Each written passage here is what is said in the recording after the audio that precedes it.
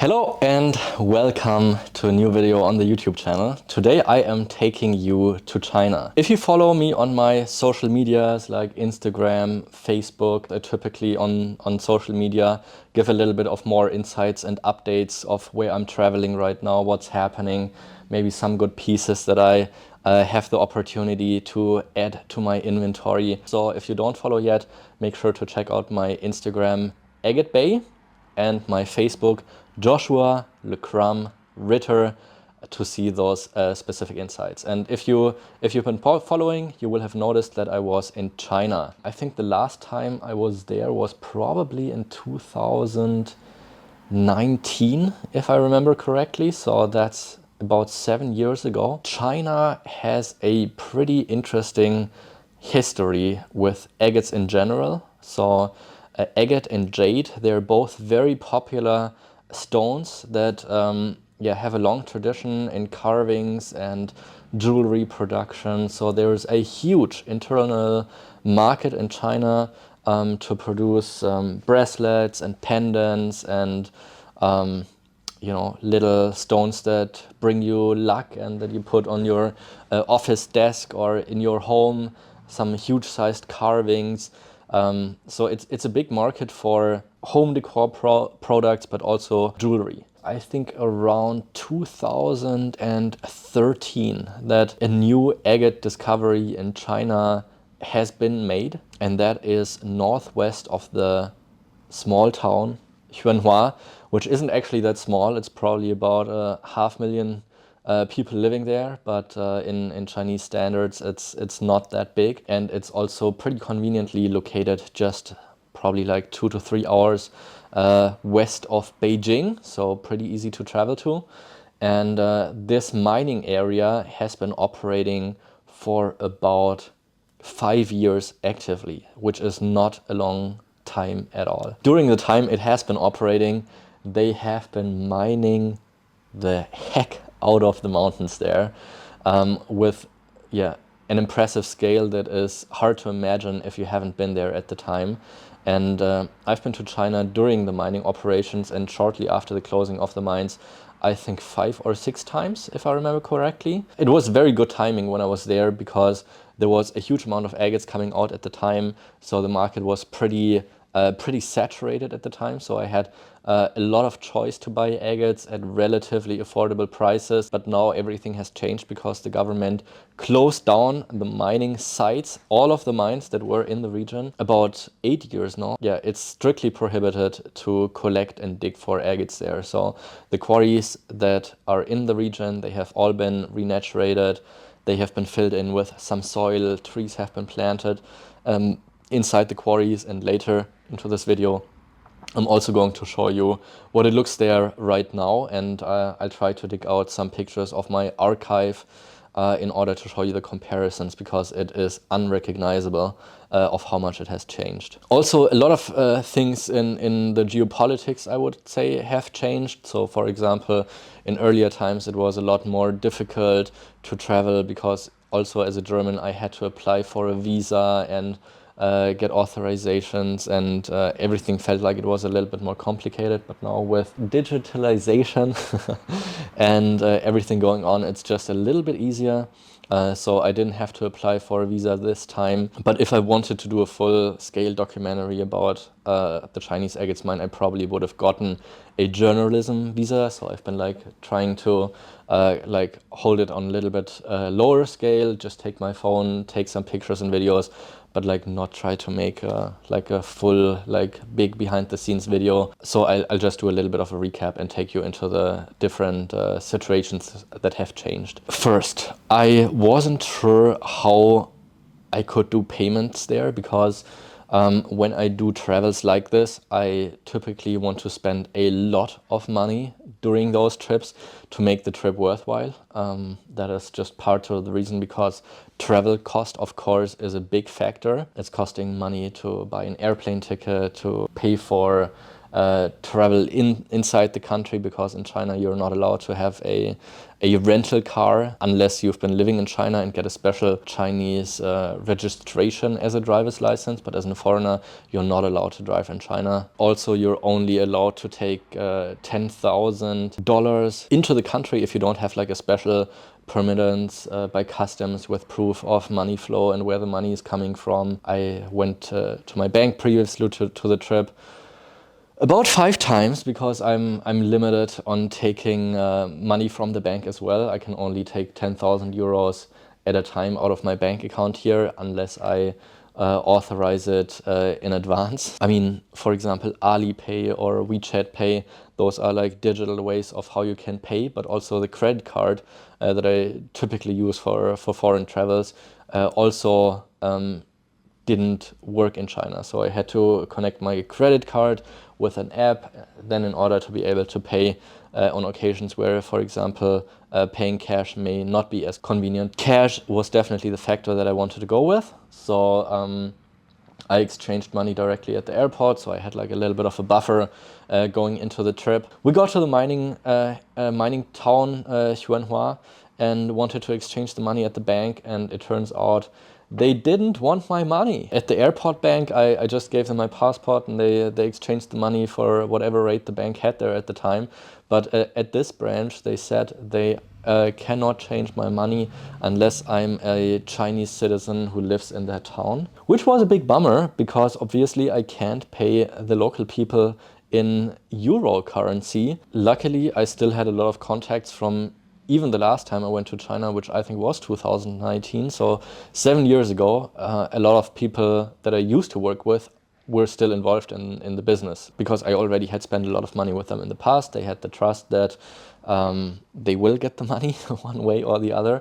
So they were willing to sell me stones without actually getting paid upfront. The next day I was able to organize one of my trusted partners there, get a couple of his friends together so we could exchange a larger amount of money in the bank with their names and their accountability. Then I got the Chinese yuan.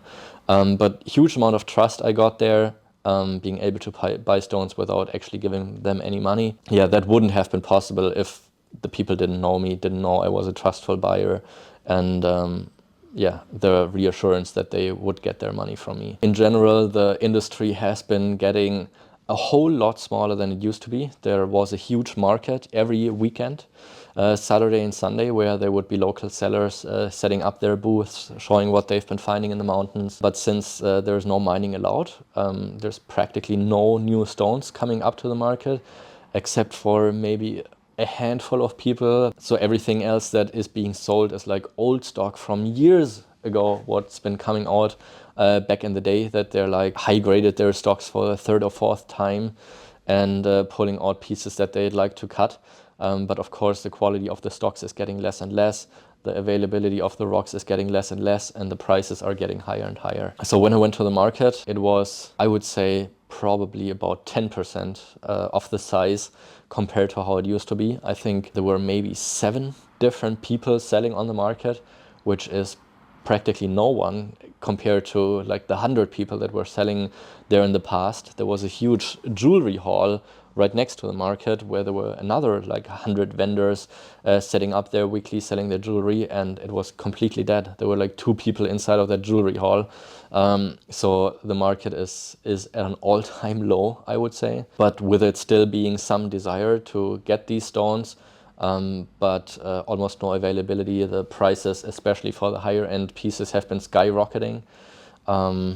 I would say for the majority of the pieces, the prices have about quadrupled, but for every stone compared to how I would have bought it 7 years ago, I could say at least it was at least twice as expensive. And also I've heard some outrageous numbers for pieces that are just like some dealers that were gambling on the price, that the rich foreigner would maybe buy a piece for like 10,000 or something, which I didn't do. But with other people, I've been able to negotiate. Chinese people are, I would say, relatively tough negotiators. In most cases, we've been able to come to agreements, not always. I was very lucky to have the help of my older sister, who accompanied me on previous trips to China as well. She studied sinology, which is the study of China and Chinese culture and Chinese language. So she's fluent in Chinese, and she helped me translate and helped me with the negotiations. Overall, I have to say that I was pleasantly surprised how much good pieces I was still able to get. I was thinking it could have been a whole lot worse. I spent all my cash plus some extra money that I had to transfer. Everything that I'm importing into Germany, I have to pay a 19% import fee. However, those 19% as a business, I'm able to reclaim from the government. But then later on, when I sell the stones again, I have to pay a 19% sales tax. Traveling is not always easy, and sometimes it comes with unexpected challenges.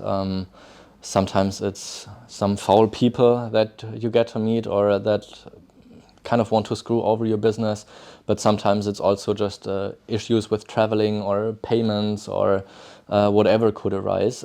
So this China trip has been going surprisingly smooth. From business perspective, it makes sense to spend, I would say, at least upwards of 50,000 to kind of keep the percentage of traveling cost low in comparison to the amount of money you're spending, because of course I kind of have to factor all of those factors in when I resell the stones. So let's say my travel costs were about 5,000 euros, I spent 50,000 euros, then the travel cost is only 10% of every stone that I'm selling. But if I only spend 10,000 euros and the travel cost is 5,000 euros, then it's 33%, which I had to add on into every individual agate in order to cover it. I probably bought enough to keep me going for hopefully the next few years, to kind of like ration it and sell those pieces off. But of course also there's a long rat tail that first comes with even making them available. They have to get from China to Germany, they have to be shipped, then I have to get them to my polisher, couple hundred pieces that are absolutely terribly cut. Because Chinese people, they just cut by hand with water, so they are like really crooked in their cuts. Tons of them have like 2-3 millimeter deep heating fractures that go inside of the stones. So there is so much work that goes into grinding and polishing these, because they're just absolutely maltreated. So it's going to cost me a lot in getting them grinded and polishing to make them available, because my goal is that every high quality agate also needs a high quality polish. Like I cannot stand it when you have a good stone, it doesn't have a perfect polishing. That's something that's not acceptable to me. So you know that I have very high standards to both the quality and the quality polish for any specimen that's available on my website. And while you've been watching this video, you've been able to enjoy a long scene of beautiful pictures of agates from different mining areas in China. I hope you also learned something about the different features from these Chinese agate mines. I did publish a magazine article a couple years ago. We have been like exactly showing the differences. That was in the Rock and Jam magazine and also a German magazine. So you can easily separate the agates from middle class mine, traditional mine and high class mine. And I think we also put a video up at an earlier time on how you can differentiate them. Is that right, Clemmy? Yeah. That is right. Unfortunately, I have not been able to source rough stones at this time. That is partial to the reason that shipping cost is very expensive from China. I didn't find a way of making an affordable shipment with the combination of a German shipping company and a Chinese shipping company. I couldn't get it together, so it's all going by air freight with a very expensive rate. So rough stones would be very expensive to ship, but also partial to the reason that there is no good new stones coming out. So all the rough stones that are in China right now, most of the stocks, they are pretty heavily high graded already. So the chance of cutting real killer agates is not very high from the rough that is available. I don't know if that maybe changes in the future, if I have the chance to go through some older stocks that are less touched, I would say, because there have been such vast amounts of agates coming out of the mining region. All the stones at least doubled to quadrupled in prices. So if you had a dealer who bought a couple thousand pieces 5 years ago, then he has a total different leverage of being able to sell those stones now profitable. And even if he sells them low in comparison to today's market, he's still going to make a big profit. But as of now, I didn't find it a good way to invest in order to get you guys happy to cut your own rocks. But we do have a lot of rough rock available. Some of it you can see right behind me here, and those are all available on my website. Here in the background you can see it's a little bit messy. This is a new shipment that I got in from Turkey. These are agatized limb cast.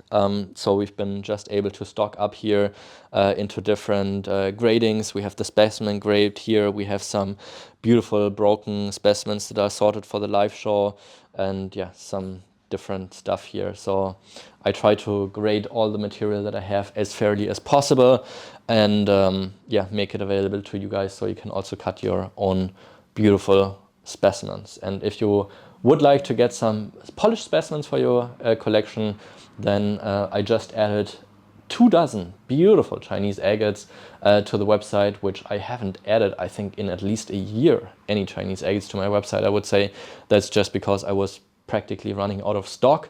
But yeah, hopefully in a couple months I will have a lot of those new Chinese acquisitions polished, and then also be able to make them available slowly as well. In the future, I will probably also make a video about sourcing agates and the challenges that come with sourcing agates and also bringing new agate locations to the market, because I'm working on a couple of things in the back end that are pretty exciting. But they all come with their own challenges, and I hope you enjoy those behind the scenes videos. And if you don't, never mind, because there's gonna be more of it. So I'll see you again next week, and goodbye.